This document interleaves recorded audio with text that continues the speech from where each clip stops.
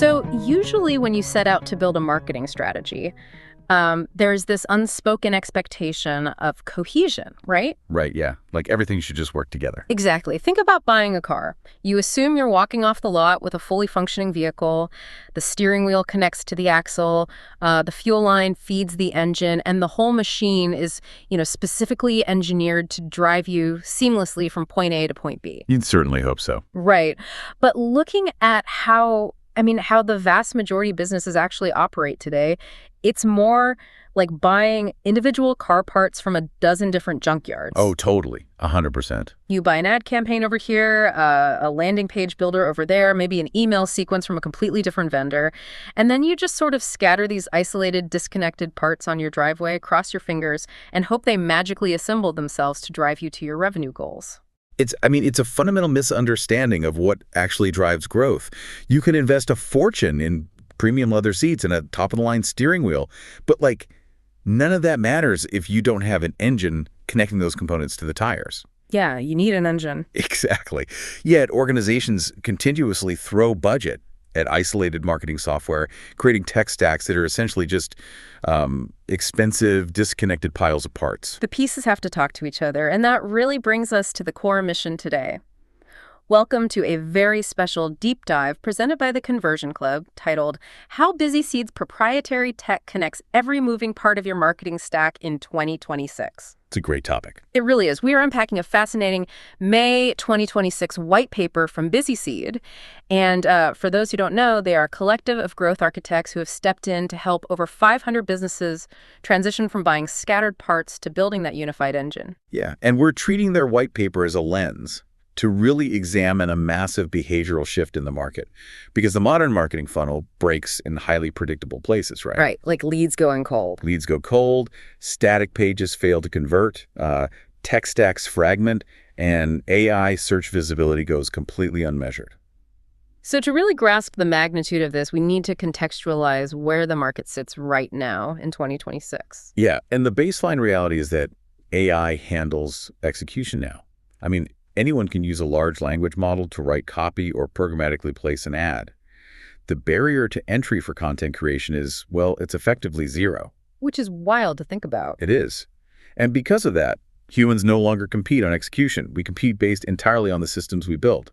The architecture is the competitive advantage. So we are going to look closely at how BusySeed's software suite diagnoses and solves this leaky funnel problem, starting from the literal first second of brand discovery and moving all the way down to closed revenue. Let's do it. Okay, so before a customer can leak out of a funnel, they have to actually find the entrance. And the way buyers discover brands has fundamentally fractured into two critical, rapidly evolving directions. Generative AI and hyperlocal intent. Right. Let's look at the AI blind spot first, because the underlying data reveals a pretty terrifying reality for traditional SEO. Terrifying is definitely the right word if you are clinging to the old playbook. According to Adobe, traffic from generative AI referrals increased more than tenfold between July 2024 and February 2025. Wait, a tenfold explosion? Like in just a matter of months? Yeah. It's staggering. Buyers are no longer typing fragmented keywords into a search bar and scrolling through 10 blue links. They're asking AI engines complex conversational questions, and the AI is synthesizing an answer. Wow. It's a completely new paradigm of discovery. And the scary part is most brands are entirely blind to whether they even exist in that synthesis. Think about it. If a procurement officer asks an AI, who are the most reliable B2B software providers in Chicago with enterprise capabilities?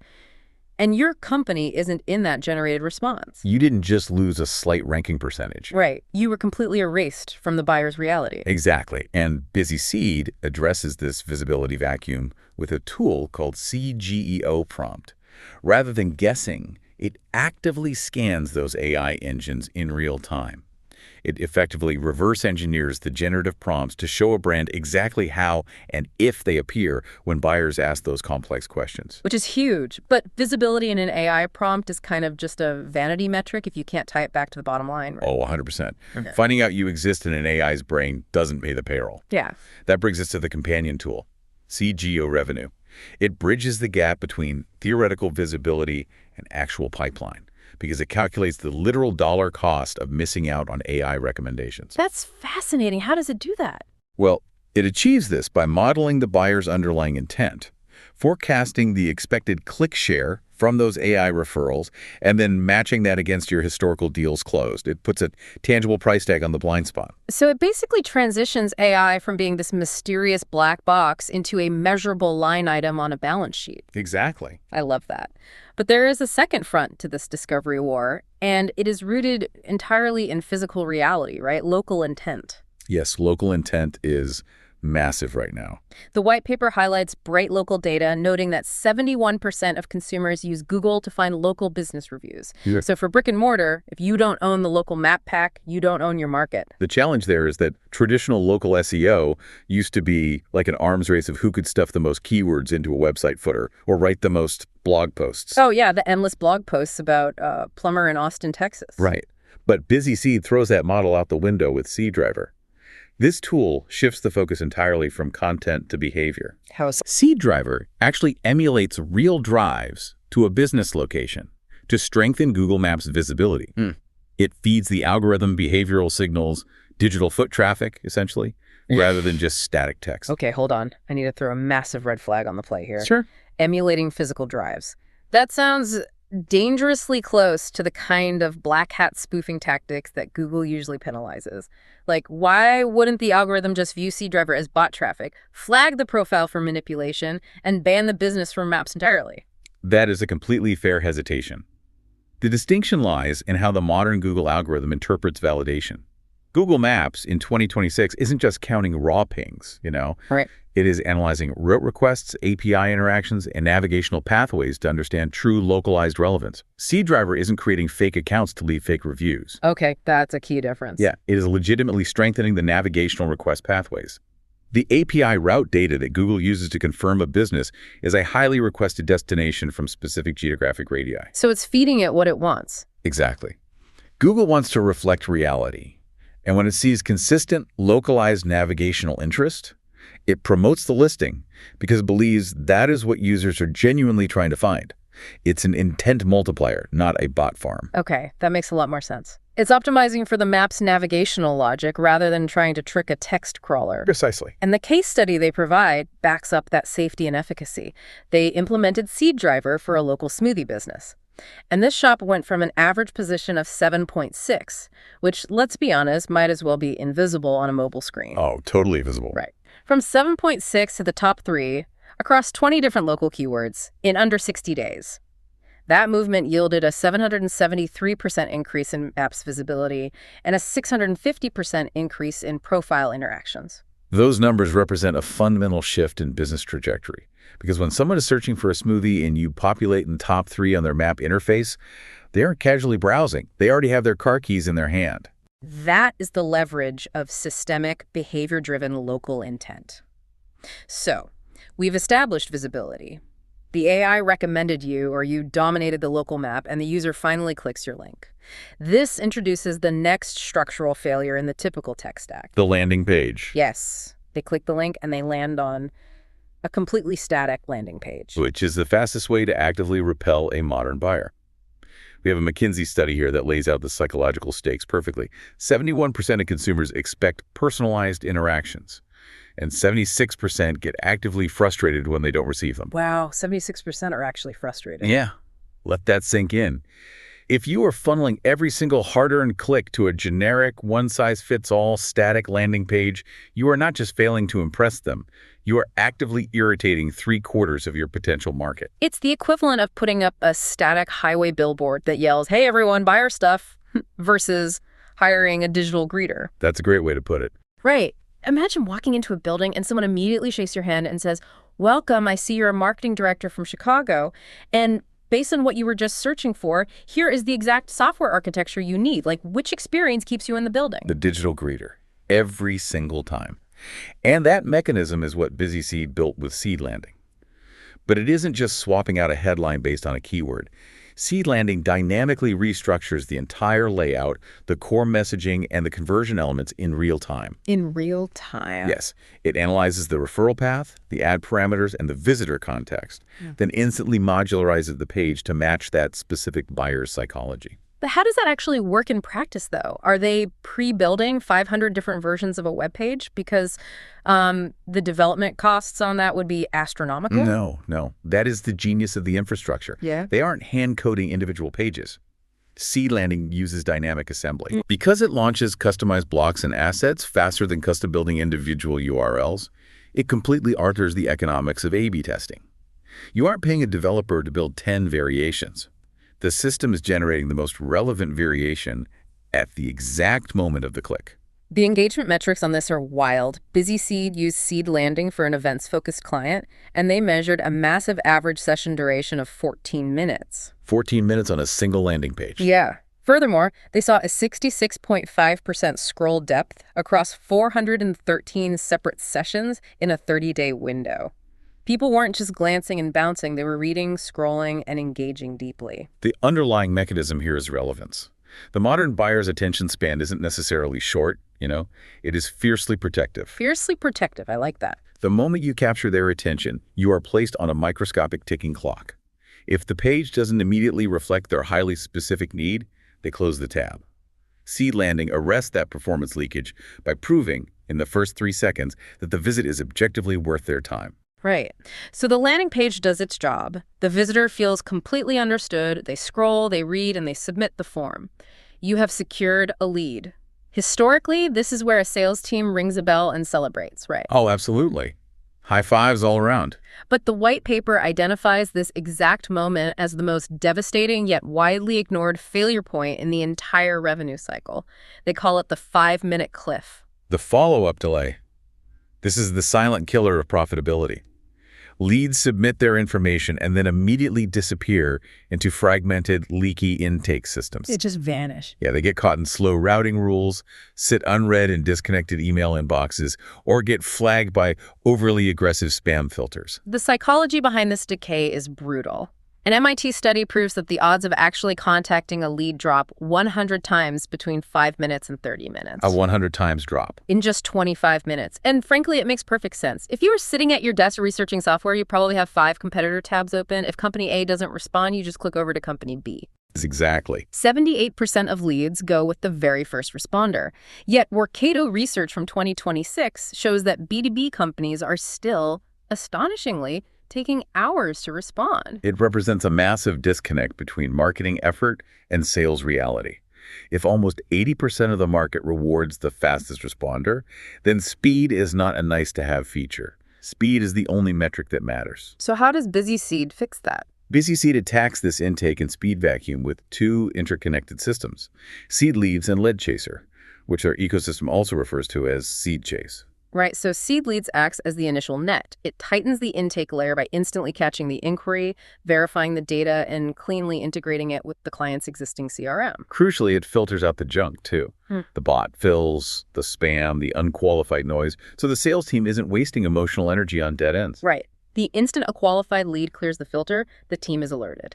They highlight a case study of a client who had absolutely 0 reliable intake processes. By simply turning on Seed Leads to streamline the capture, they secured 35 pristine leads in 7 days. Catching the lead flawlessly is the prerequisite, but acting on it is where the revenue is won or lost. Lead Chaser solves the speed equation by instantly initiating phone calls and text messages to those new leads within seconds of the form submission. We are talking single-digit seconds. I have to pause and point out the bizarre irony of this entire situation. We're sitting here in 2026. We have access to the generative AI that can write code, dynamic pages that assemble themselves in milliseconds, and predictive algorithms mapping global intent. Yeah. And yet multi-million-dollar businesses are bleeding revenue because they're relying on a human being named Dave to remember to pick up his desk phone after he gets back from his lunch break. It is objectively absurd, but it highlights a profound truth about human behavior. Yeah. Lead quality is not a static trait determined solely by the brilliance of the ad campaign. Lead quality is highly volatile, and it decays by the minute. It is heavily determined by how quickly you engage that buyer before their initial surge of intent fades. If a prospect wants a solution right now, and your system forces them to wait 3 hours, they are no longer your prospect. You have effectively paid for a lead, warmed them up, and then handed them directly to the competitor who called them back in 10 seconds. Exactly. The insurance case study they provide is the perfect illustration of this exact phenomenon. A national insurance company was buying leads at scale and suffering through a dismal 1.8% connection rate. Less than 2 out of 100 people even picked up the phone. Right. They implemented Lead Chaser, and that connection rate skyrocketed to 12.59%. That is 699% higher than the industry average. Wow. But the most critical data point in this whole study isn't just the connection rate. Even with instant engagement, it required an average of 8.5 follow-ups per lead to secure a meaningful conversation. 8.5 follow-ups. That metric exposes the flaw in manual sales processes, doesn't it? If you rely on a human being to manually dial a prospect 9 separate times over the course of 2 weeks, the process will break. Human beings get tired, they get distracted, they assume the lead is dead. Lead Chaser removes the human limitation from the equation. It systemizes relentless persistence right alongside instant speed. Okay, so we've repaired the inbound engine. The discovery is targeted, the landing page is dynamic, the handoff is flawless, and the follow-up is instantaneous. But what happens when you need to go on the offensive? Outbound. Yes. What about outbound outreach to prospects who haven't organically stumbled into your funnel? Because doing personalized outbound at any meaningful scale is notoriously impossible for a human team. It is an inherent bottleneck. If your goal is to write a deeply researched, highly personalized email to 1,000 different prospects, you face a binary choice: hire a massive expensive team of SDRs or use AI. Right. HubSpot's 2025 reporting confirms this shift, showing that top-performing teams lean heavily on AI for outbound volume. However, there's a massive catch. AI requires structured context. If you simply point an AI at a massive list of names and say, "Write a sales pitch," you are going to generate thousands of robotic, generic emails. The classic, "Dear Sir, Madam, I hope this email finds you well in today's dynamic business environment." Exactly. It's immediate inbox poison. Everyone hits delete. Yep. The AI doesn't know the prospect's pain points, their recent company news, or how your specific solution bridges their unique gap. You have to feed the system context. That is the exact function of Seed Enrich. How does that work? It takes a raw, barren list of leads and enriches those records by injecting specific campaign context, industry data, and behavioral cues. It structures the data so the AI can consume it and then spits out outreach-ready, hyper-personalized messages in minutes. It completely removes the manual burden of contextualizing raw data. Which brings us to the final and arguably the most vital component of this entire ecosystem. How do all of these disparate tools, CGO for discovery, Seed Driver for maps, Seed Landing for conversion, Seed Leads for intake, Lead Chaser for speed, and Seed Enrich for outbound, actually talk to each other without creating a fragmented nightmare for the IT department? This is the infrastructure crisis of 2026. Salesforce released data in 2025 showing that a staggering 84% of technical leaders admit their organizations require a massive data overhaul before AI can even begin to succeed. 84%. Yeah, you cannot staple advanced high-speed AI applications onto broken legacy infrastructure. When you do, the data silos itself, the automations misfire, and the entire system collapses under its own weight. Let's pull that smart home analogy back in. It's like buying a multi-million-dollar house and installing the most futuristic voice-activated temperature-perfect shower in the world. Okay, I see where you're going. But if the plumbing behind the drywall is corroded, and the shower speaks a different data language than the water heater, the pipes burst and your entire mansion floods. Nobody ever stops to admire the plumbing when they turn on the faucet. But integration isn't just an IT support ticket anymore. Integration is survival.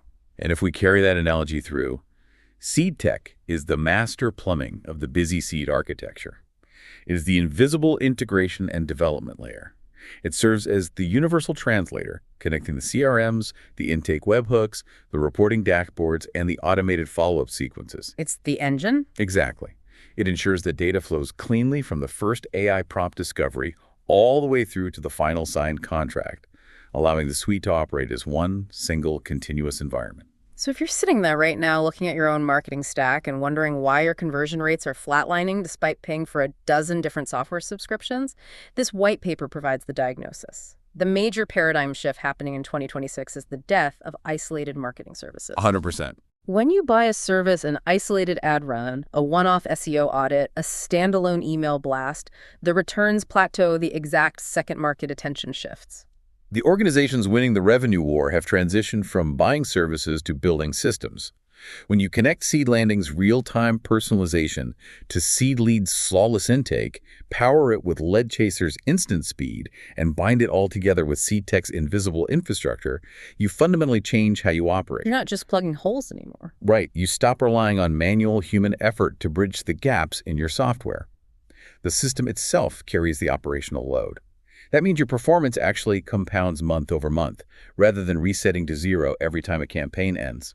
Repeatability and speed dictate who wins. We're operating in a reality where AI-driven discovery is rewriting the rules of visibility, and 3/4 of your buyers demand personalization as a baseline right to their attention. If your infrastructure introduces lag or relies on manual handoffs, you are simply warming up leads for a faster competitor. You have to build the engine. The technology is ready. The question is whether businesses are willing to stop hoarding car parts and actually assemble the vehicle. It's a structural reckoning for the industry. And we'll leave you with this final provocative thought to mull over. If generative AI is now perfectly capable of handling the execution, the targeting, and the highly personalized messaging, Which it is. right, and proprietary interconnected infrastructure like BusySeed is handling the speed, the routing, and the data handoffs, what exactly does the role of a human marketer look like in 2027? That's the million-dollar question. Do we stop being operators entirely? Do we just evolve into behavioral psychologists sitting back in the control room, programming the machines to understand human desire? It is the defining question of the next decade. The tech is an incredibly powerful engine, but a human mind still has to program the final destination. Definitely something to think about the next time you're staring at your fragmented tech stack. Thanks for joining us on this deep dive. We'll catch you next time.